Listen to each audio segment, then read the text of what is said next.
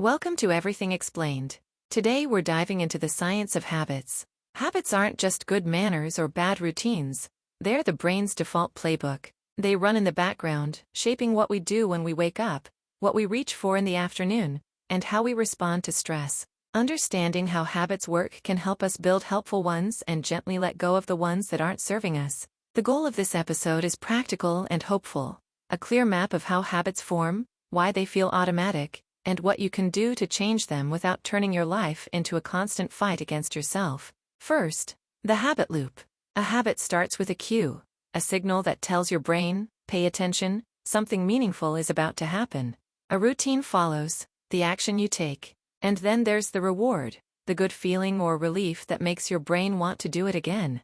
The cycle is simple, and it works because the brain loves shortcuts. Here's a common example. Your morning coffee. The cue is time of day, the routine is brewing and drinking coffee, and the reward is that familiar boost and warmth. Your brain starts to anticipate that boost, so later you might crave coffee even before you wake fully. Another everyday loop is checking your phone after a ping. The cue is the notification, the routine is scrolling, and the reward is a quick hit of novelty or social connection. Over time, these loops run almost on autopilot. Now, what's going on in the brain?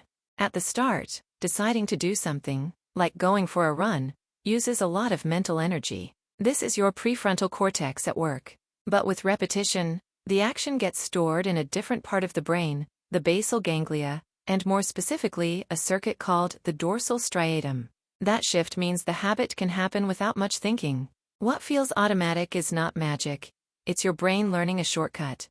Dopamine is involved too, not as a simple reward drug, but as a signal that says, "That worked well last time, let's do it again." So a good habit delivers a predictable reward, and the brain starts to expect it. The loop tightens, and your behavior becomes a routine. That brings us to why some routines stick while others slip away. A key idea in habit science is that small changes in your environment can produce big changes in behavior. This is where what we call a keystone habit comes in, one habit that unlocks many others.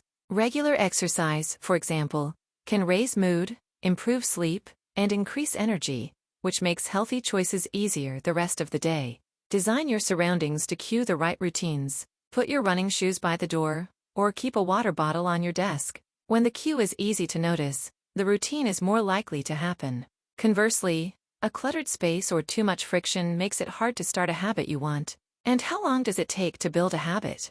The old line says 21 days, but real life is messier. Some people form solid routines in a month. Others take several months. A large review suggested that, on average, it's around 2 months for a new behavior to become automatic, but this can vary by person and by habit. What matters more than a fixed number is consistency. Small, repeatable steps beat big, heroic attempts that fizzle out. So, how do you form good habits? Start small. The famous tiny habit idea is to anchor a new behavior to an existing one. After you brush your teeth in the morning, you do one push-up, or you drink one glass of water. The initial action should be so easy you can't fail. Then increase gradually as the new routine sticks. Another useful technique is habit stacking. Pair a new habit with a well-established one, like after I sit down for dinner, I write down one thing I'm grateful for. Implementation intentions, the clear plan of when and where you'll do something, also help.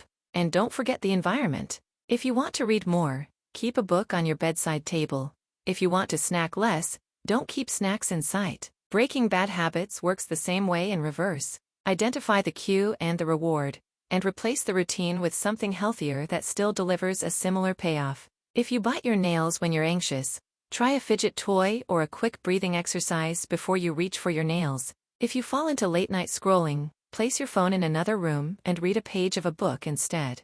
You're not fighting your brain, you're retraining the loop. To put it into practice this week, pick one area you want to change. Map its habit loop, cue, routine, reward. Choose a tiny change, attach it to an existing habit, and design your space to support it. Track your progress to notice small wins, and invite a friend to cheer you on. Remember, habits aren't about heroic days. They're about steady, repeatable steps that keep showing up. Habits are powerful because they take the hardest part of change, the daily choice, and move it to the background. When a loop is formed, you've created a small engine that runs with little nudges from you. You don't need perfect motivation every morning, you just need a reliable routine. If you're curious, patient, and practical about this, a few good habits can tilt your days toward more energy, better mood, and clearer thinking. So start small, design your environment, stay consistent, and let the science do some of the heavy lifting for you. You've got this. Start small, build steady, and let your future self thank you.